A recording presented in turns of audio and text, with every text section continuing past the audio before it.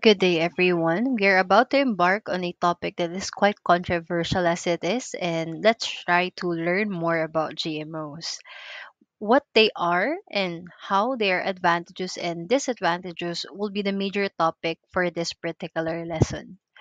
So, GMO actually stands for genetically modified organisms, and technically, uh, these are man made changes done within the DNA. Now, if we are to ask what is DNA, DNA stands for deoxyribonucleic acid, and it is the material that contains all the information about an organism. So, ibig sabihin, living organism. So, that includes their traits from their color, their size, and all other characteristics that you may think of. So, hence, if we're going to modify the DNA of an organism, that will lead to changes in the characteristics of that specific organism. Okay? And technically, what is the reason behind it? Why do we change the DNA? Okay, that is because we believe that by doing so, these changes will lead to the enhancements or improvements in an organism. Okay, and typically, these characteristics that we are modifying are those that do not occur naturally in this organism. That's the reason why there is man made or human intervention that is happening whenever we modify DNA. So, the main goal of producing genetically modified organism is to add these desirable characteristics that are again do not occur naturally to organisms. And in what way? By combining the DNA from other organisms that possess those characteristics that we want to achieve. So that means we are modifying the genetic material of an organism through the help of another organism that carries the desired trait that we want the organism to have. Okay? So that means there's multiple organisms involved, and those organisms that from where we get no the desired traits are actually known to be the DNA donors. So DNA donors can be bacteria, viruses, plants, animals, and even us human beings. Okay, so what is like genetic modification in general? So this is the process where GMOs are produced.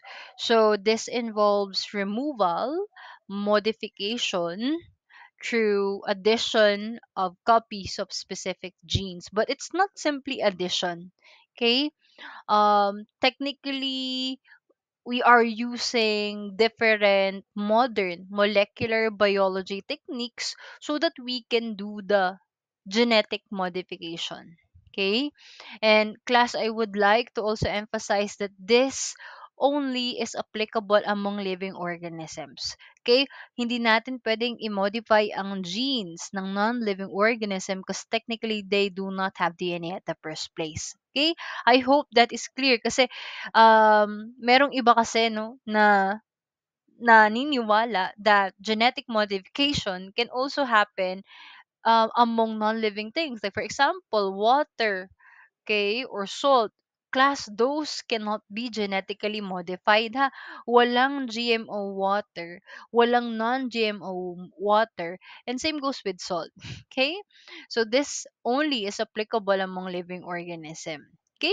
Kasi it may sound quite, surprising, but there are really some individuals who thinks that non-living things or inorganic substances can be genetically modified. No, only those living organisms that contains genetic materials are capable of undergoing genetic modification. So, let me give you like at least an idea in general, no, of the process of genetic modification. So, again, let's go back to the concept of DNA. Every living organism possesses a unique genetic blueprint. Okay, and it is encoded within our DNA. So, like what I mentioned a while ago, DNA contains the instructions for building and maintaining the organism, and that includes the traits that is being inherited, right? So, in genetic modification, the very first step that is done by scientists is by identifying a specific gene within an organism's DNA that they wish to modify. So, for example, is I believe I have introduced already the concept of BT corn or the Bacillus thuringiensis corn. Okay, and actually, this is not simply targeting or beneficial only for corns. Even other crops are now being genetically modified with the genes coming from Bacillus thuringiensis, the bacteria, so that they can fight off not just simply corn borers but even beetles. No, but let's go back here. In the our example, okay, the the specific DNA that we wish to modify is the DNA of our corn. Okay, and what we're able to note as a beneficial trait, if corn will have it, is pest resistance, right? So it will be beneficial for crops like that of corn, if it cannot be damaged by insects like corn borers. So pest resistance is the trait, and we have to look for another organisms that have a gene that codes for pest resistance that we can get or introduced into the corn, so that moving forward corn will have this natural um, pest resistance feature. Okay, so at this case, we're able to identify that the bacteria Bacillus thuringiensis have a certain gene that produces what we call an endotoxin. Okay, endo meaning inside, toxin that is toxic to specific groups of insects but has no known effect on human beings. So, again, first step is to identify the specific traits that we want to have. Second, technically, is to identify the target gene within the specific target organism. In this case, the donor is the Bacillus thuringiensis or the bacteria. Okay, but even other species or subspecies of Bacillus thuringiensis is uh, also beneficial because they also target other insects that are known to be pests in the field of agriculture. So again, when we say endotoxin, this is like a stomach poison that once ingested by the insect dies. Okay?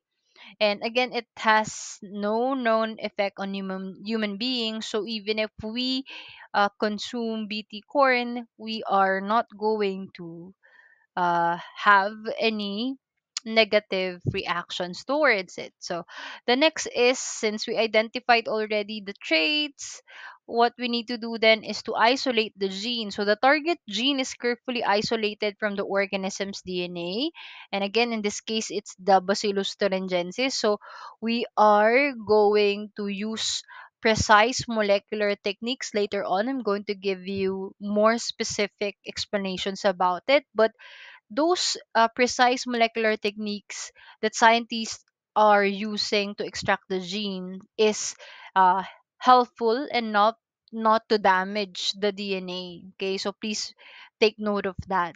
Okay, so the process involves precise molecular techniques that will maintain the integrity of the genetic material to be extracted. Now, once we've extracted, isolated the gene that we want to get from the donor organism, the next thing we have to do is to modify it before we introduced it to our um, organism. Okay, the next organism, which is like the one we wanted to be genetically modified, the corn in our example. So, in introducing changes, it may include the following. Okay, we can alter the sequence first. We could add new genetic material, or we can insert genes from different organisms to achieve a desired specific outcome. Okay? So again, in this case, the outcome that we want to achieve is to enhance what the disease resistance of the corn, by again being pest resistant against corn borers. So once we're able to uh like do the necessary procedures, do the modifications, what are we going to do next is to what? Insert the altered gene of Bacillus thuringiensis into the DNA of the host organism, in this case, the corn. And this step requires precision, and often it employs specialized tools like that of CRISPR-Cas9, which can precisely cut DNA and insert the modified gene. Okay, I'm going to tell you more about CRISPR-Cas9 and what it is all about later on, but that's one tool that we're using to get the gene that we wanted to be inserted or introduced into the DNA of our host organism, which is again the corn. Now, after that, once the altered gene is integrated into the host DNA, that's the time when the only thing we need to do is just wait for the modified gene to get expressed. Okay, so of course there's a lot of specific things that's happening within the molecular level that will lead into the expression of that specific trait. Okay, hindi naman yan overnight mangyayari, depende yan saan sa organism na ating ginagamit. So again, for example, in this case, once that these steps are followed through and nothing happened in a negative way and it is successful, the genetically modified plant may produce a toxin to deter pest or yield more nutritious fruits. Okay? So, yun yung mga sample expressions of traits that we would expect, no, especially if it's applied in agriculture, okay, or in the case of crops production. So sa example naman natin, to be specific, is to produce natural pesticide, no, na kapag kinonsume ng corn borer yung ating corn, what will happen is that masisira, no, or they are get going they are going to get, sorry, they're going to get poisoned by the endotoxin that will be produced because of the BT gene that has been inserted within the corn. Okay?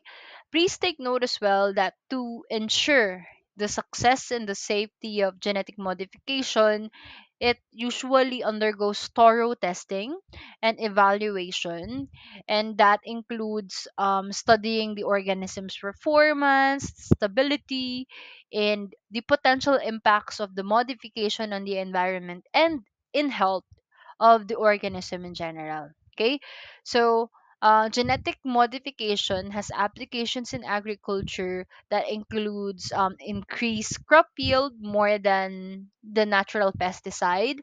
It can also again, yun nga, maintain pest resistance in a different level, and that's going to ensure food security because mas konti na lang yung nasisira na mga crops and mas marami yung umaabot sa ating mga lamesa. Okay, if you get what I mean.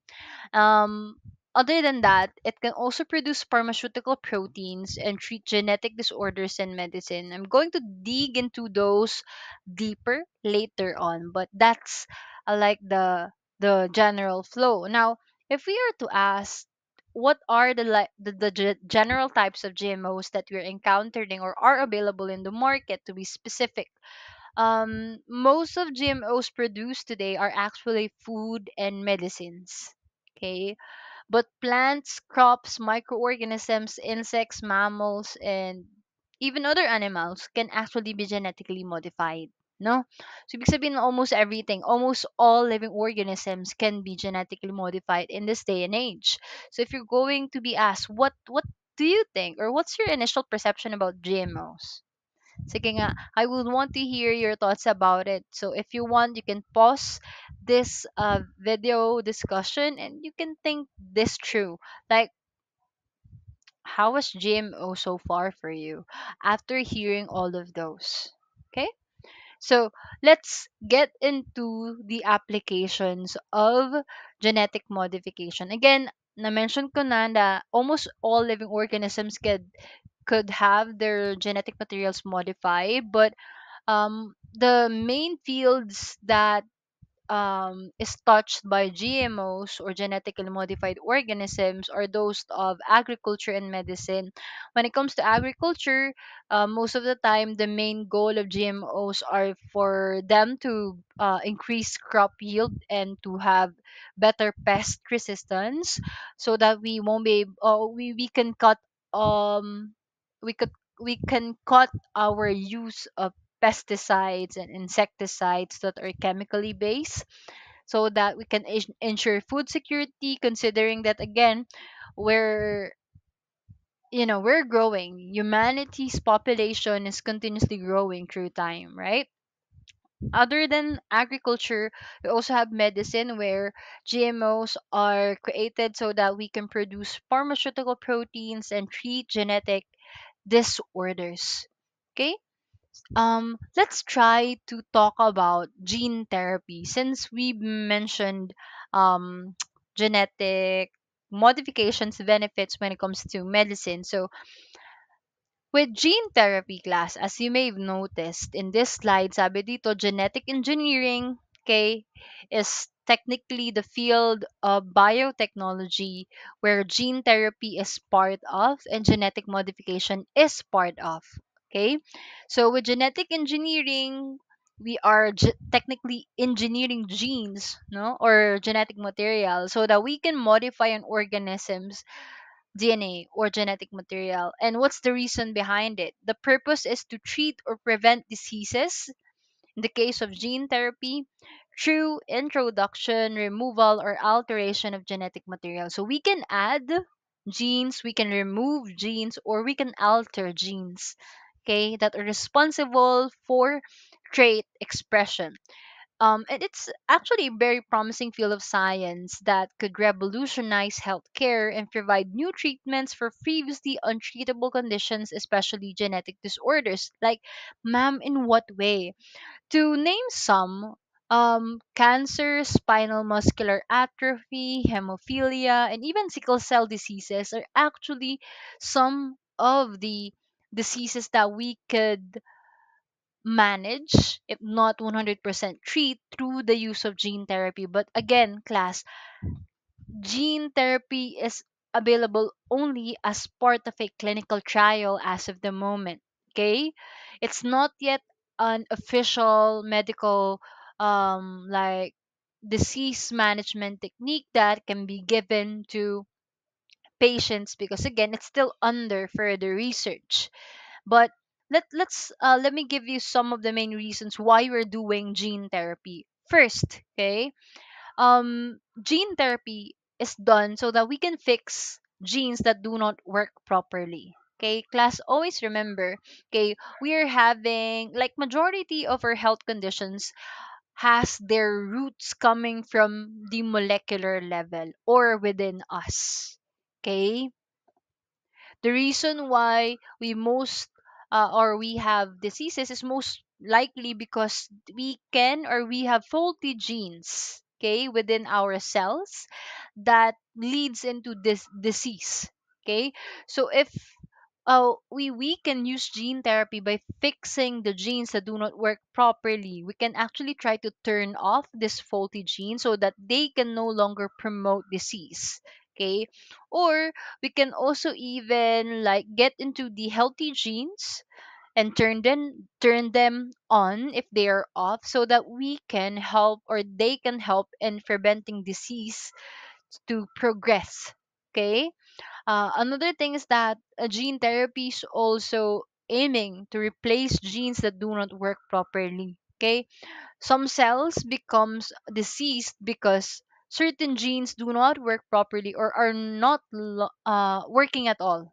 Okay, so with gene therapy, we could try to replace these genes with healthy genes that may help treat certain diseases. Like, for example, in the case of P53, P53 is actually a gene that is associated with tumor growth. Okay, and several types of cancer have been linked to problems with P53 genes. So if our healthcare professionals could like do gene therapy and replace those faulty P53 genes, there's a high chance that we might what have healthy genes that can cause cancer cells to die. Okay, more than like replacing and fixing genes that are faulty, gene therapy are also promising when it comes to making our immune system aware of diseased cells, because in some cases, no, our immune system doesn't attack disease cells, no, hindi niya na-identify yung mga disease cells or mga cells that are not healthy anymore as intruders. So with gene therapy, our healthcare professionals could use it so that our immune cells could be trained to see yung mga unhealthy disease cells as a threat to our health in general. Okay, but please take note. Okay, please take note that more than all of those beneficial effects, oh yes, of gene therapy, it still has some risk. Okay, una sa lahat kasi, a gene can't easily be inserted directly into our cells. So anong ibig sabihin nun? We need to use a vector, a carrier, para yung gene na gusto nating i-introduce, no, sa isang organism ay madala sa loob at sumama doon sa ating genetic material or sa DNA natin, so that the traits that it carries or codes for can be expressed. So, ma'am, what are like the most common vectors used in gene therapy? Actually, the very famous is virus. Okay, we're using viruses because first, they can recognize certain cells in our body, and second, they carry genetic material into the genes of the cells that they recognize. So, syempre, meron lang din naman tayong mga tina-target na cells sa katawan natin, na halimbawa sa case nga nung kanina, we want to fix a faulty gene in a specific cell. So, we are going to use viruses that are genetically modified so that they are not going to cause disease at the first place. Okay, and simply they're going to act as what, carriers of the genes that we want to introduce to a certain cell in our body para mapayos kung ano man yung gusto nating ayusin doon sa cell na yon. But again, this technique is very very risky, because first and foremost, again, those are viruses, and technically, if those viruses will not work the way that we want them to and we program them to, what will happen is we may have unwanted immune system reaction. Okay, our body may see the newly introduced viruses as intruders, and what will happen is that it's technically going to attack them. And with doing so, an immune response will be elicited, and that may result into what? It may result into swelling, and much worse is to organ failure. Okay? Another thing is that we cannot guarantee that they're going to target the right cell. Okay? There's still a risk of viruses, carriers of genes to target wrong cells. Okay? And when if that happens, ano mangyayari? Technically, they can affect more than one type of cell. So it's possible that the change viruses may get into cells that those that are not working properly. Okay? So it's a domino effect. Okay. Another thing is that obviously they can still cause infection. Okay. Because once they get into our body, of course, nung nasa laboratory, pwedeng hindi sila active, no? Because na-modify nga sila. But no one knows what will happen once they get inside our body. There's still a chance that they can get what? They can get into like they can be pathogenic once again and cause disease. Okay, so a lot of things can happen. Okay, so there's a lot of promising like effects gene therapy has to offer, but with the current technology that we have when it comes to doing it technically, there's still a lot of things that we should take into considerations. Okay, but nothing to worry about it as well, because um viruses aren't the only vectors that we can use naman, okay? Some vectors that we can use are like, for example, yung stem cell, if you're familiar with that. Lahat naman ng cells sa katawan natin, it starts from being a stem cell first. Okay, bago sila mag-differentiate into different cells. Now, if we are to use stem cells for gene therapy, we could use it because they can be altered and they can be corrected in the lab, so that yung stem cells with, we can consider them as ano kasi, parang blank SD cards na kung ano yung ilalagay nating data doon sa kanya, yun yung i-carry niyang information. Ganun kasi yung stem cell, no?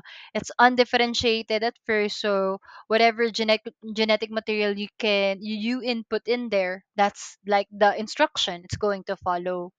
And then if we want it to be used to treat certain type of disease, we can simply insert, no, the genes that we believe to be beneficial in managing a certain type of disease. Other than stem cells, we can also use liposomes. So these are actually particles that can carry the new therapeutic genes to certain target cells and pass the genes obviously into the DNA of the cells that we're targeting. So again, those are some of the things that we could take note of when it comes to gene therapy. And just to add up as well, from aside from those that I mentioned a while ago, some other clinical trials that gene therapy right now is trying to manage includes diseases and disorders like yung severe combined immunodeficiency, hemophilia and other blood disorders, yung blindness by retinitis pigmentosa, leukemia, and some inherited neurological disorders, and even different types of cancers. Okay? We're also looking into heart and blood vessel diseases and infectious diseases that can be treated through gene therapy. Now, let's talk about some of the technological advancements, no, and applications of not just simply gene therapy but genetic modification in general. So remember the CRISPR-Cas9 a while ago, 'di ba sabi ko nga it is like the one that we're using to specifically introduce an organism's DNA. So CRISPR actually stands for clustered, regularly interspaced short palindromic repeats that is associated with protein 9. So medyo mahaba-haba kaya nga CRISPR ang pangalan niya.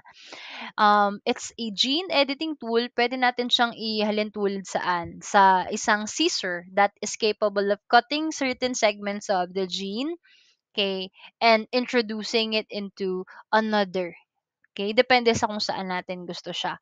So sabi nga ni dito, CRISPR-Cas9 allows scientists to precisely target and modify specific genes within an organism's DNA. How does it do it?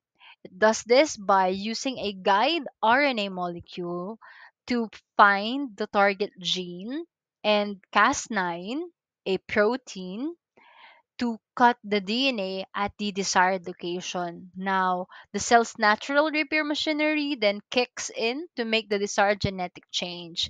Again, I understand if you're not like, students who are like into the field of bioengineering or biotechnology, but the general thing about DNA. It undergoes DNA replication and protein synthesis, and it follows that typical like flow of DNA synthesis. Okay, so it CRISPR-Cas9, despite of technically getting into the genetic material, doesn't stop or affects how DNA replication and protein synthesis works. Okay, it can occur simultaneously. So with the applications, again, katulad ng na-mention ko a while ago, um, from creating genetically modified crops with improved traits to researching potential therapies for genetic diseases, in the case of gene therapy, its precision and versatility has been revolutionizing the field of biotechnology ever since, no? Another thing naman is yung AI breeding programs. This is applicable in animal husbandry. So, in animal husbandry, the selective breeding of animals for desirable traits has been supercharged by artificial intelligence and data analytics. So, again, we can see a direct application of advanced technology, no, in collaboration with animal husbandry. So this time, actually today, we can use AI algorithms to be specific, to analyze vast data sets of genetic information about certain poultry animals that we have, so that we can identify animals with the most desirable traits, like for example those that can have higher milk yield among dairy cows, or those with disease resistance among poultry animals, para alam natin kung alin yung mga pwede nating breed selectively. I mean, we are already doing genetic modification na naman na ever since, no? Kahit wala pa or prior the latest technological, advancement, we're already doing it through the form of selective breeding, 'di ba? Sa case ng agriculture, be it crops or poultry animals, we tend to look for those naturally you know, naturally, I'm sorry, breeds that naturally produce great qualities, right, or characteristics, and we tend to isolate them and have them like reproduce with another good like crop or animal to produce better breeds, right? So, before pa man mangyari yung laboratory genetic modifications that I'm introducing right now, we are already doing it naturally by intentionally selecting yung mga breeds na gusto natin, right?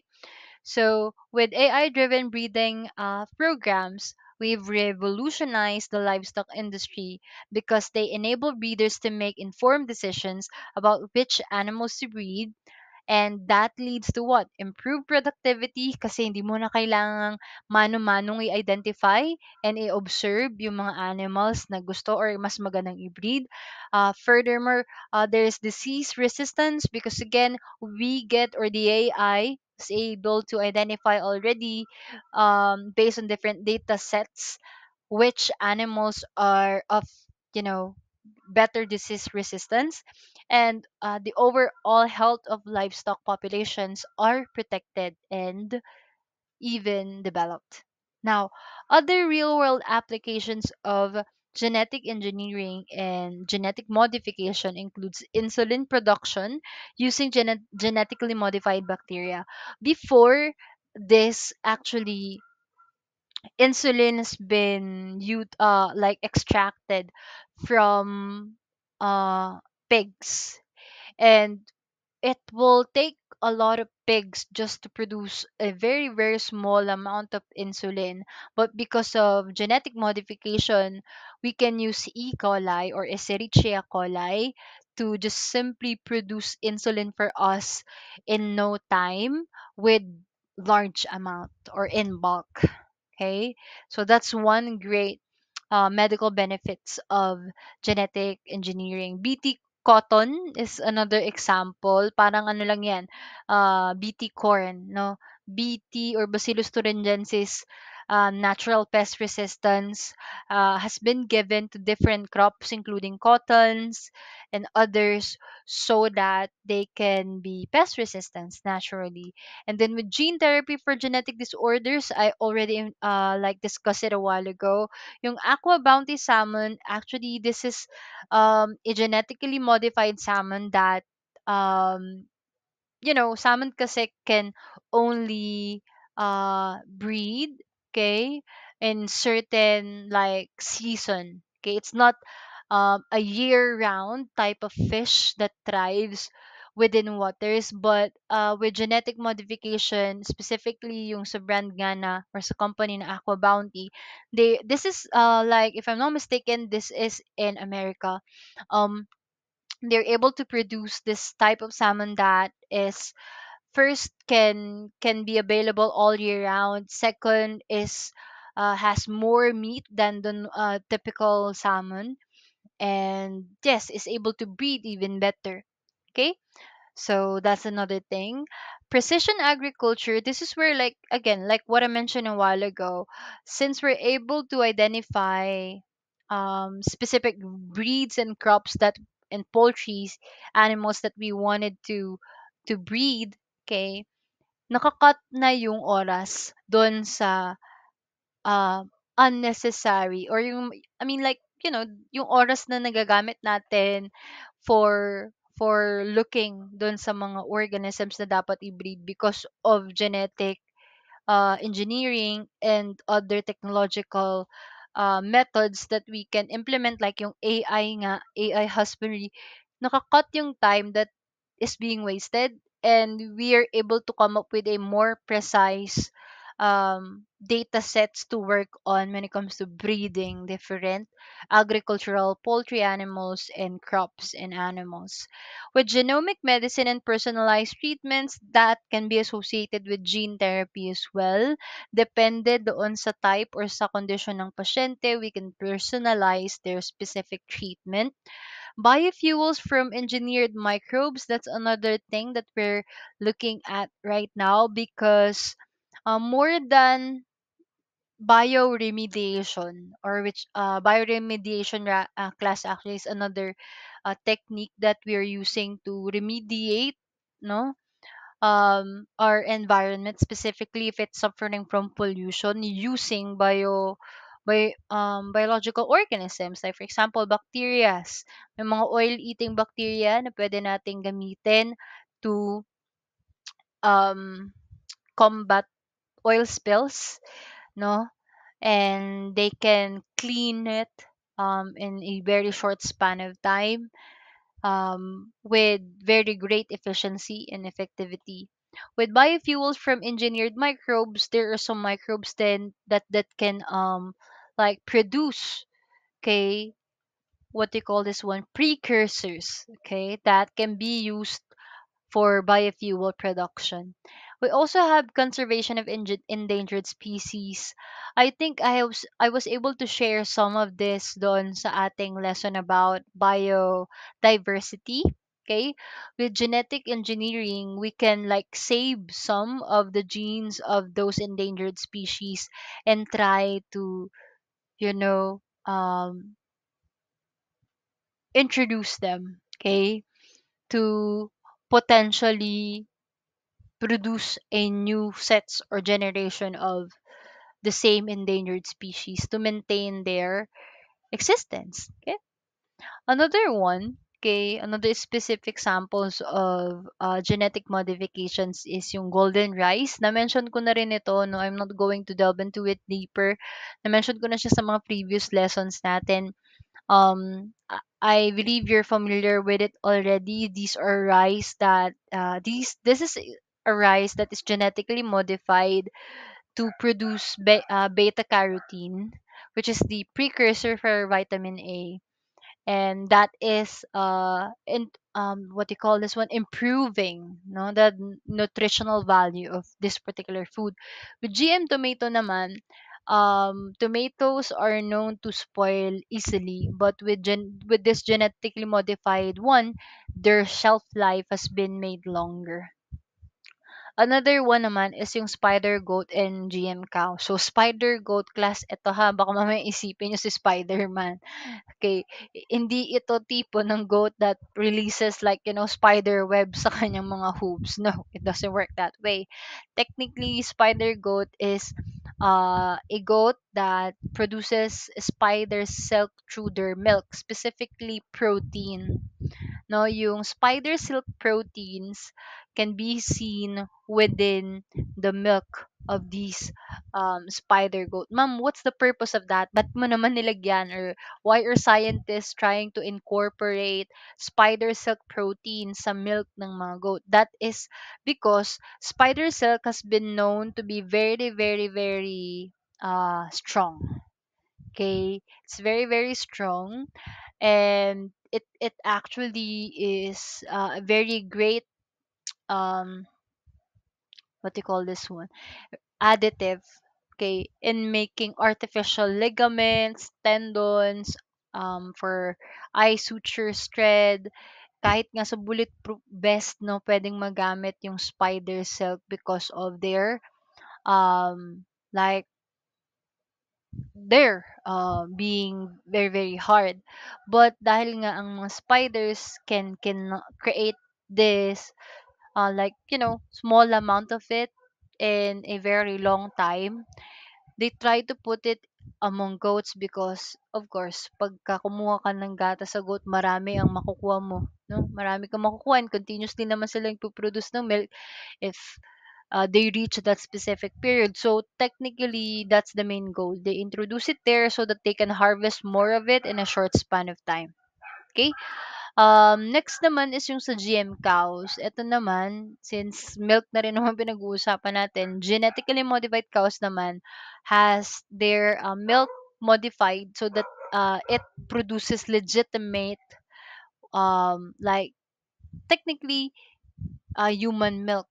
Ma'am, anong ibig sabihin nun? Okay, yung milk nila na pinoproduce contains many of the same proteins and kahit antibodies that can be required by human beings. Okay, so the main goal of this is so that we can produce GM cattle milk that contains many of the same proteins, no? And make it even healthier. Kasi alam naman natin na cow's milk is one of the alternatives na ginagamit, no, to feed human beings, especially those um, babies that are still requiring milk. So if you're going to look at it, ano, what do you think about these innovations? No, they are very helpful. Actually, they may sound quite surprising and unusual, but technically they really are aiming to help us even improve what we currently have right now. So like the main goal of these are actually to improve health, to help with food security, and for us to even have access to medicinal drugs and vaccines, among others. Now, let's try to get into some additional things about, their impacts in the society, both positive and negative. Okay, again, when it comes to some of the positive things, genetic modification and advanced breeding techniques have improved agricultural productivity. They make crops resistant to pests and diseases, make them tolerant to adverse environmental conditions, and even increase their yield. And this has played a vital role in addressing global food security challenges in regions vulnerable to crop failure and food shortages. Okay? Na-mention ko na yung about selective breeding, right? So uh, the genetic modification allowed us to have like the desired characteristics of food be achieved in shorter span of time, no, instead na we do selective breeding, which is more of trial and error, and again, usually single lang naman yung traits na natatry natin dito at sobrang medyo matagal. At least with genetic modification, it makes it even faster and more reliable, no, because we are able to target certain genes. When it comes to the nutritional value of the foods naman, we get to modify them so that we can have increased minerals, vitamins, or even fatty acids of certain crops and food source. So it helps us, no, have a more secure source of food, and at the same time improve their nutritional value. Okay. Others actually can be even modified in a way na they can produce non-existing nutrients previously, pero right now they can already. So that's another promising thing about genetic engineering. It helps farmers to increase their income kasi again no, aside from the fact that na-avoid na nga yung excessive destruction of crops kasi nga mas nagiging pest resistant, hindi na tayo gumagamit or di na sila mas gumagastos for pesticides and insecticides that are chemically based and can harm the environment, the soil, and even them directly.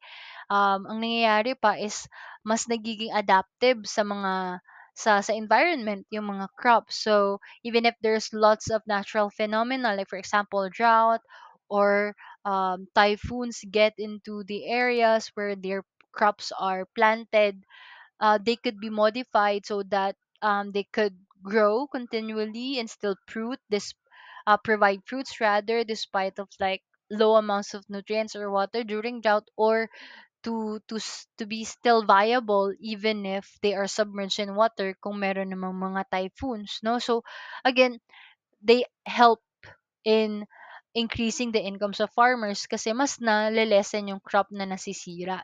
Okay? With crop yield naman, I don't think I need to further elaborate it because yun nga some of them hindi naman sa I mean like more than like the increased in size or na mas nagiging mabulaklak sila or whatnot, kay producing fruits and others.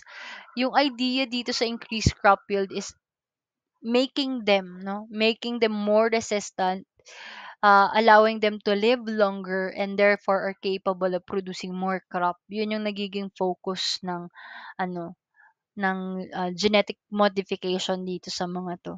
Okay? With medical benefits, I think na-mention ko na yun kanina, when it comes to drugs and vaccines, yan, we get to have more resources used so that we can synthesize and produce pharmaceutical like products that can help us in the medical field, no? Sabi nga rin dito no, yung proteins and fatty acids that are like main ingredients of most drugs and vaccines, actually they are GMOs, and they are very difficult to synthesize normally, but through the help of GMOs we are able to produce them in bulk. Okay? Okay, kasi we are able to make use of different resources like bacterias, we can use microbes, yeast, and even hamster cells yun. Mga ginagamit yan ng mga biotechnology so that they can synthesize different pharmaceutical products, including vaccines and drugs that we really need through the use of genetic modifications. Okay? So with food security naman, I think I already mentioned it already because of increased crop yield. So mas marami yung naibibigay sa society or sa market, no? And despite of the increasing population of people, no, in the globe right now, still because of this, we get to still have food within our plates. Okay? Sa disease management na mention ko na rin naman na yan. So with ethical considerations, no, I would like to take note as well that to ensure the success and safety of these techniques and genetic modification in general, it undergoes thorough testing and evaluation. And that includes what? Studying the organism's performance, its stability, and potential impacts on the environment and health. Okay? Kaya hindi natin puwedeng sabihin na basta-basta lang sila ginagawa because they undergo such procedures po. But I won't blame you naman din kasi there are still some people with different perception about GMOs. Others or some of the questions that may arise actually from you is puwedeng some of you may ask, should should GMOs be labeled if they're already present in our market? Are they safe to consume? Are they safe for the environment? And of course, again, that's your personal take on it, and I won't like what you call this one, I won't blame you if you'll be still doubtful despite of all the benefits na nilatag ko kanina, kasi others naman may think na again, we shouldn't be meddling with what has been created naturally, right? Kasi others may think na, they're already meddling with genetic material of an organism, and aren't they like playing God if that's the case? Kasi it's not natural, 'di ba? The natural way is for poultry animals to reproduce on their own, not to have their genes modified so that they could have better traits, right? But again, what I am about to share further right now is some of the reasons why others may still be doubtful of GMOs. But the purpose of this last part of the discussion is not to convince you to like GMOs or whatnot, but simply to share more about some of the current noted negative impacts of GMOs and how we could look at it in a different view or perspective. Okay? So, maraming nagsasabi na GM animals suffer more health-related problems kasi nga minomodify yung mga genes nila. And others feel na by doing so, they can harm the animals or make them weaker. Okay? Actually, class, it's not the case. No, there is still no sufficient evidence that proves GM animals are more susceptible to diseases. Actually, nga ano yan eh, GM animals can even be designed to resist certain diseases that can affect their reproduction and proliferation. So, technically, up until right now, if the question is, they make animals suffer more because of the genetic modification. There's no known evidence about it as of the moment. Okay? Another concern is yung about sa possible allergic reactions, no? Others believe na pwedeng kakamodify natin ng genes ng mga crops to be specific, they can increase yung mga allergens na meron dun sa isang organism. So, ano nga ba yung mga allergens for those na hindi familiar? Allergens are substances that can cause allergic reaction. Parang halimbawa, yung may mga tao na allergic sa peanuts, sa soy, sa milk, sa egg, mga dairy product, yan. So, ganito lang siya class, no? Una sa lahat, wala pa pong known inherently, there's no known fact that genetic crops, GM crops, or animals are what can cause or induce allergic reaction. Okay? Parang ano lang din yan eh, yung sinabi ko kanina, hindi dahil minodify yung kanilang genes ay mas magiging allergenic sila. Parang ano lang siya, yung peanut, yung soy, yung milk, yung egg kanina, 'di ba? Like we all know, kahit hindi mo sila i-modify, allergenic naman sila. Ang tanong, kapag minodify ba natin yung peanuts, soy, milk, eggs, and like yung other common foods na allergenic, mas magiging allergenic ba tayo sa kanila? Technically, no. No? So, parang same lang din siya sa idea na merong mga pagkain na inherently no allergenic, and meron naman na hindi, and that depends on the person. Kasi iba-iba naman tayo ng mga allergens. May ibang person na walang allergic reaction sa certain things. Yung iba naman ay meron. So, like, the idea is, again, genetic modification do not make, you know, an organism allergenic because it has been modified. Actually, no, in fact, genetic modification can even help people with allergies. Ma'am, in what way? Kasi you can genetically modify a food, no? Or like, I mean, of course, a crop na kinukonsume natin for food into less allergenic. or without allergic potentials or characteristics. So, see, 'di ba? Though, syempre yung iba na hindi masyadong familiar, they are going to think na, baka magkakaroon tayo ng allergic reaction because they are modifying it. Okay? Another thing naman is yung about genetic pollution, yung tinatawag na crossbreeding between a genetic crop and then, I'm sorry, a genetically modified crop tapos a non-GMO or non-genetically modified crop. Um, ano lang yan, like for example, yung herbicide resistant na weeds. Okay? Um, dahil nagkaroon ng chance na ah, magkaroon ng close contact with another closely related weed, no? Yun lang naman eh. I mean, reproduction can happen among organisms of same species. Okay? Ang aso ay pwede lang mag-reproduce with another dog.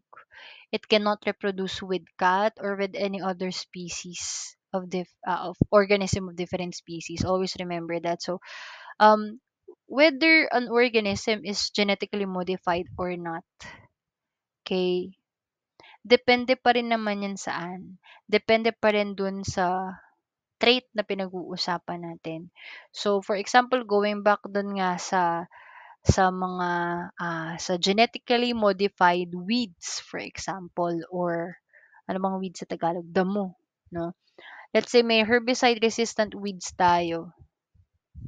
Okay? It could be produced if um, a herbicide tolerant crop, genetically modified or hindi, okay, were to be breed with what? With another weedy relative. Okay? So, kaya genetically modified siya or hindi siya genetically modified, their offspring might still be resistant to herbicide. Okay? Hindi dahil genetically modified yung isa, but technically, it depends on the traits that it has right from the start. Okay? Ang ano lang din kasi niyan class is, let's say yung sa herbicide resistance, hindi naman natin siya na-acquire lang dahil namo-modify or mino-modify natin intentionally yung genes ng isang weeds. Puwedeng it has acquired that herbicide resistance because gumamit ng herbicide doon sa halaman na yun to the point na naging resistant na siya doon. Parang ano lang yan, yung bacteria that causes diseases. Pag hindi tayo umiinom ng antibiotic ng maayos, no? Sasabihan tayo ng doktor na to take our like antibiotics for 7 days pero come the third day medyo umalwa na yung pakiramdam mo, nag-stop ka na. So, ano nangyari? Hindi mo alam na meron pa palang nakasurvive na bacteria within your system. Hindi lang siya capable of inducing more symptoms. So, you are making it more resistant by exposing it to it, and the exposure is not enough to kill it. Parang ganun lang din dun sa ano. So, ang mangyayari pagka dumami ulit yung bacteria na yun, malaki yung chance or magkakaroon din ng possibility na moving forward, the same antibiotic will no longer work for it, no? Against it rather, because you introduce it there. Same goes here, no? Hindi porket minodify natin yung genes ng isang weed or ng isang halaman, ng isang crop is it's going to like it's the only source of certain trait. No. Even naturally occurring organisms na hindi modified ang genes intentionally ng tao, okay, pero na-introduce into different factors that can induce resistance, they can have resistance within them naturally. I hope you get my point, no? Okay. Yung question natin dito whether we can pollute of some sort yung mga natural organisms natin or yung mga native crops natin with genetically modified crops. Okay? At again, una sa lahat, we have to check kung are they capable of reproduction magkamag-anak ba sila species-wise. Pangalawa, kay genetically modified or hindi, resistance against certain types of diseases or certain types of factors can be developed without intentional genetic modification with the aid of laboratory techniques or scientists, no? As simple as introducing lots of, ayun nga, herbicides, okay? Through the use of continuous herbicides and pesticides sa agriculture, that can induce such trait already. So, I hope you get what I mean po dito. Yung possibilities naman of narrowing genetic diversity, I think I've already mentioned about, I mean, like, discuss a lot of things about this, no? Regarding genetic diversity. We all know na it's dangerous for genetic diversity to be dwindling down, or like pag mas hindi diverse, less diverse ecosystems are prone to or prone from extinction because it doesn't make the ecosystem more adaptive to different factors that can destroy that ecosystem. Okay, so actually these are like most of the disadvantage, no, na na-share ko sa inyo. Can be found in the internet, and we are the ones to decide. uh I personally like decided to take this opportunity to to inform you about GMOs and how facts can be manipulated, no? So that we believe na, okay, these are like very, very negative. But actually, that depends on you, whether you would believe it or not. The only thing that we have to do is to be more cautious and to be more informed properly and correctly about what are these organisms all about, so that we may know what truly is the benefits and the risk of having genetic modification in our society as of today. Okay? So I hope somehow you learned something new today about genetic engineering, genetic uh, modification, genetically modified organisms in general. This is Miss Delatorre, and I hope you have a great day ahead. Bye, everyone. Thank you.